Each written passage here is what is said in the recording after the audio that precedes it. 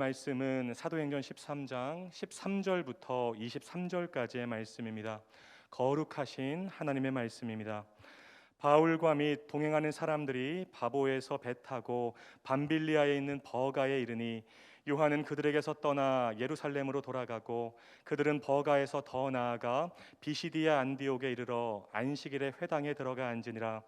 율법과 선지자의 글을 읽은 후에 회당장들이 사람을 보내어 물어 이르되 형제들아, 만일 백성을 권할 말이 있거든 말하라 하니 바울이 일어나 손짓하며 말하되 이스라엘 사람들과 및 하나님을 경외하는 사람들아 들으라. 이 이스라엘 백성의 하나님이 우리 조상들을 택하시고 애굽 땅에서 나그네 된 그 백성을 높여 큰 권능으로 인도하여 내사 광야에서 약 40년간 그들의 소행을 참으시고 가나안 땅 7족속을 멸하사 그 땅을 기업으로 주시기까지 약 450년간이라. 그 후에 선지자 사무엘 때까지 사사를 주셨더니 그 후에 그들이 왕을 구하거늘 하나님이 베냐민 지파 사람 기스의 아들 사울을 40년간 주셨다가 패하시고 다윗을 왕으로 세우시고 증언하여 이르시되 내가 이새의 아들 다윗을 만나니 내 마음에 맞는 사람이라 내 뜻을 다 이루리라 하시더니 하나님이 약속하신 대로 이 사람의 후손에서 이스라엘을 위하여 구주를 세우셨으니 곧 예수라. 아멘. 오늘 선포되는 말씀 가운데 하나님의 은혜가 여러분 모두에게 임하기를 주님의 이름으로 축복합니다. 바나바와 바울 그리고 마가 요한, 이 세 사람이 선교 여행을 하고 있죠. 복음이 예루살렘을 떠나서 이방 땅으로 그리고 온 세계로 퍼져 나가는 것입니다. 그들의 첫 선교지는 구브로 섬이었어요. 구브로 섬에 있는 바보로, 그리고 바보에서 다시 배를 타고 버가라는 지역에 이르게 됩니다. 그런데 오늘 본문 13절을 보면 이전과는 다른 표현이 눈에 들어와요. 이 선교팀을 가리켜서 바울과 및 동행하는 사람들이라고 표현하고 있습니다. 인식하셨는지는 모르겠지만 지금까지는 늘 바나바가 바울 앞에 등장했거든요. 13장 1절과 2절에서도 바나바가 바울보다 먼저 언급이 되고 있죠. 심지어 1절에서는 안디옥 교회의 선지자들과 교사들을 소개하는데 바울을 가장 꼴찌로 소개하고 있습니다. 무슨 말이냐면 이 선교팀의 리더십이 바나바에서 바울로 옮겨가고 있다는 것입니다.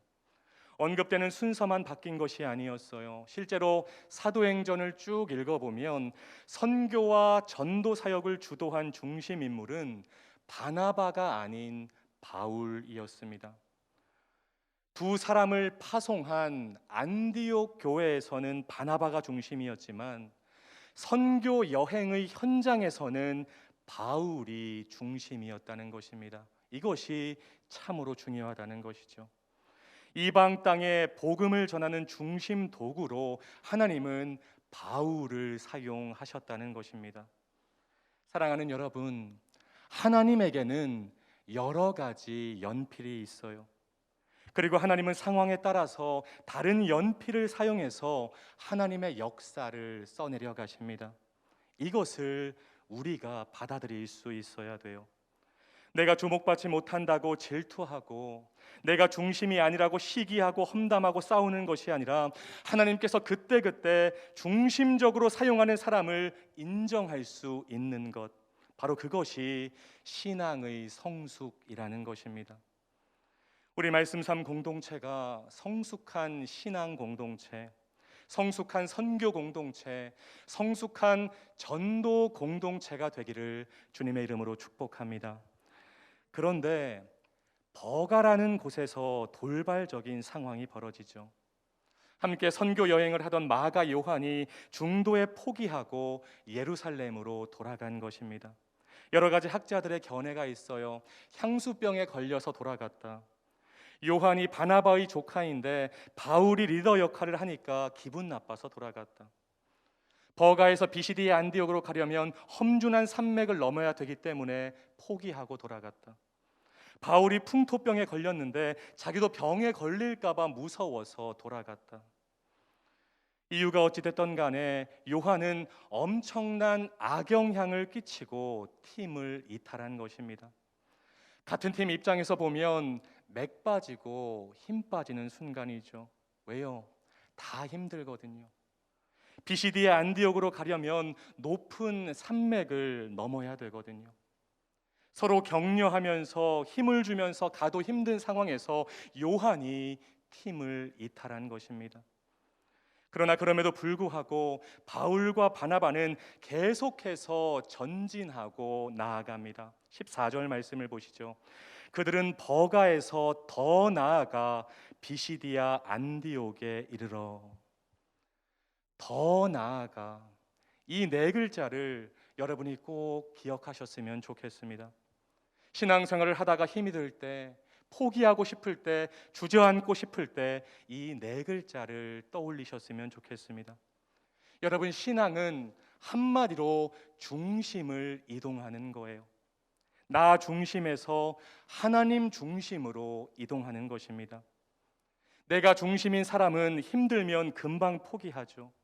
내 마음에 안 들면 사명이고 뭐고 안중에도 없고 그냥 스탑, 멈추는 것입니다. 그런데 하나님이 중심이 되면 어떤 고난과 역경이 와도 더 나아갈 수 있습니다. 끝까지 충성할 수 있다는 것입니다.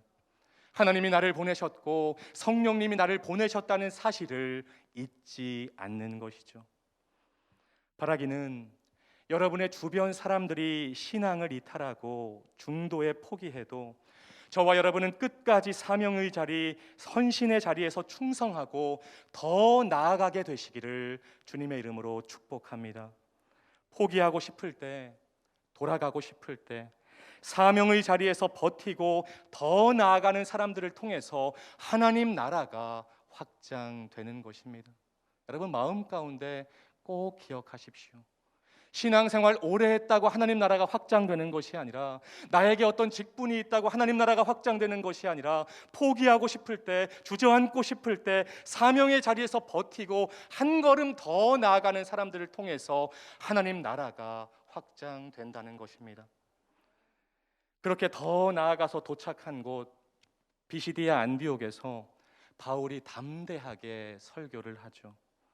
하나님을 경외하는 사람들아 들으라. 바울은 이스라엘 역사 속에서 함께 하시고 독생자 예수 그리스도를 보내신 하나님에 대해서 선포합니다. 한마디로 택하시고 인도하시고 참으시고 멸하시고 주시고 세우시는 하나님입니다. 여러분, 오늘 새벽에 한 10명 정도 되는 성도님들이 나온 것 같은데 조그만 목소리로 함께 따라했으면 좋겠습니다. 택하시고 인도하시고 참으시고 멸하시고 주시고 세우시는 하나님. 우리 하나님이 그런 하나님이라는 것을 여러분 모두가 믿게 되기를 주님의 이름으로 축복합니다. 먼저 17절, 하나님은 창세기에서 아브라함을 택하시고 땅과 자손에 대한 약속을 주십니다. 그 약속을 성취하기 위해서 애굽에 10가지 재앙을 내리시고 애굽에서 나오게 하셨죠. 출애굽 사건입니다. 18절, 40년간의 광야 생활에서 이스라엘 백성들의 원망과 불신앙을 참으시고 19절, 약속의 땅 가나안 땅으로 인도해 주셨습니다. 하나님께서 직접 지휘관 되어 주셔서 가나안의 7 족속을 멸하신 것이죠. 20절, 이스라엘이 불순종으로 고통받던 사사 시대에도 하나님께 부르짖으면 하나님은 사사를 세우셔서 이스라엘을 구원하셨습니다. 21절, 하나님의 뜻이 아니었음에도 이스라엘 백성들이 왕을 구하자 사울을 초대 왕으로 세우셨어요. 22절, 사울을 패하시고 하나님 마음에 맞는 유다 지파 다윗을 왕으로 세우셨고 23절, 그 다윗의 후손으로 메시아 예수 그리스도를 보내주셨습니다. 바울은 족장 시대부터 광야 시대를 거쳐서 정복 시대, 사사 시대, 왕정 시대, 그리고 예수님 시대까지 언급하면서 이스라엘의 역사와 함께한 살아계신 하나님을 선포했던 것입니다. 마찬가지로 오늘 새벽을 깨우신 사랑하는 여러분에게 제가 믿음으로 선포합니다.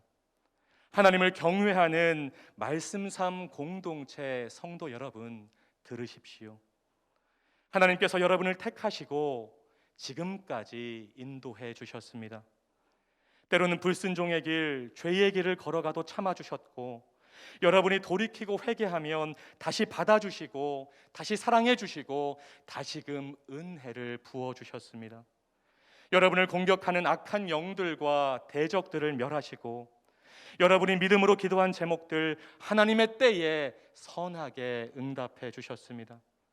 그리고 예수 그리스도를 믿고 구원받은 하나님의 자녀로 왕같은 제사장으로 여러분을 세워 주셨습니다. 바라기는 여러분의 인생 여정에 함께 하신 그 하나님을 100% 신뢰하시기를 주님의 이름으로 축복합니다. 나를 택하시고 인도하시고 나를 참으시고 나를 세워주신 하나님을 신뢰하며 사명의 자리에서 충성하는 공동체, 때를 얻든지 못 얻든지 한 걸음 더 나아가서 예수 복음을 전하는 공동체, 우리 말씀 삼 공동체가 그런 복된 공동체가 되기를 주님의 이름으로 축원합니다. 기도하겠습니다. 살아계신 하나님, 오늘도 하루를 살아갈 영의 양식을 먹여주시니 감사합니다. 선포된 말씀 우리의 마음에 잘 새기고 삶으로 실천하는 레마의 말씀이 되게 하옵소서. 나를 택하시고 인도하시고 참으시고 세워주신 하나님을 신뢰함으로 사명의 자리에서 한 걸음 한 걸음 더 나아가는 말씀 삼 공동체가 되게 하옵소서. 때를 얻든지 못 얻든지 입을 열어서 예수 복음을 전하는 복음 공동체가 되게 하옵소서. 예수님의 이름으로 간절히 기도하옵나이다. 아멘. 계속해서 다음과 같은 기도 제목으로 기도하겠습니다. 지금 들은 말씀이 내 삶으로 이어지게 하옵소서. 공예배를 소중히 여기고 말씀 묵상에 힘쓰는 말씀 삼 공동체가 되게 하옵소서. 위드 코로나 시대를 잘 살아가게 하시고 단계적 일상 회복이 순조롭게 진행되게 하옵소서. 코로나19로 고통받는 환우들을 치유하시고 방역 당국과 보건 의료진들에게 힘과 지혜를 주옵소서. 대림절을 은혜 가운데 보내게 하시고 한 해의 유종의 미를 잘 거두게 하옵소서. 공동기도문의 기도 제목과 여러분 각자의 기도 제목으로 기도하신 후에 삶의 자리로 나아가겠습니다. 다 같이 기도하겠습니다. 사랑의 하나님, 감사합니다. 오늘도 새벽을 깨우게 하여 주시고 하나님의 영의 양식으로 저희를 먹여주시니 너무나도 감사를 드립니다. 하나님, 오늘 말씀 한 귀로 듣고 한 귀로 흘려지는 말씀이 아니라 우리의 마음 가운데, 우리의 심령 가운데 잘 새겨지는 레마의 말씀이 될 수 있도록 주님 아버지 인도하여 주시옵소서. 하나님, 어떤 삶이 가장 복된 삶일까요? 하나님의 말씀에 순종하고 하나님의 말씀을 준행하는 삶이 가장 복된 삶임을 믿사오니 하나님, 오늘 새벽을 깨운 우리 말씀 삼 공동체 모든 성도님들 하나님 말씀에 순종하고 하나님의 말씀을 준행하는 복된 삶을 살아갈 수 있도록 주님 아버지 인도하여 주시옵소서. 하나님, 하나님에게는 여러 가지 연필이 있는 줄로 믿습니다. 그리고 하나님 상황에 따라서 하나님이 중심적으로 사용하는 사람이 있는 줄 믿습니다. 하나님, 이것을 우리가 인정하고 받아들일 수 있는 성숙한 신앙인이 될 수 있도록 주님 인도하여 주시옵소서. 하나님, 내가 주목받지 못한다고 질투하고 내가 중심이 아니라고 험담하고 싸우고 비난하고 하나님, 그런 성도님들이 한 분도 없게 하여 주시고 하나님의 주권을 인정하며 하나님이 사용하는 사람을 인정할 수 있는 우리 말씀 삼 공동체가 될 수 있도록 주님 인도하여 주시옵소서. 하나님, 우리가 신앙의 여정을 걷다 보면 포기하고 싶고 주저앉고 싶을 때가 있습니다. 너무나도 아버지 힘들어서 사명의 자리를 떠나고 싶고 아버지 돌아가고 싶을 때가 있는데 하나님, 그때 한 걸음 더 나아가는 우리의 믿음이 될 수 있도록 주님 인도하여 주시옵소서. 사명의 자리에서 버티고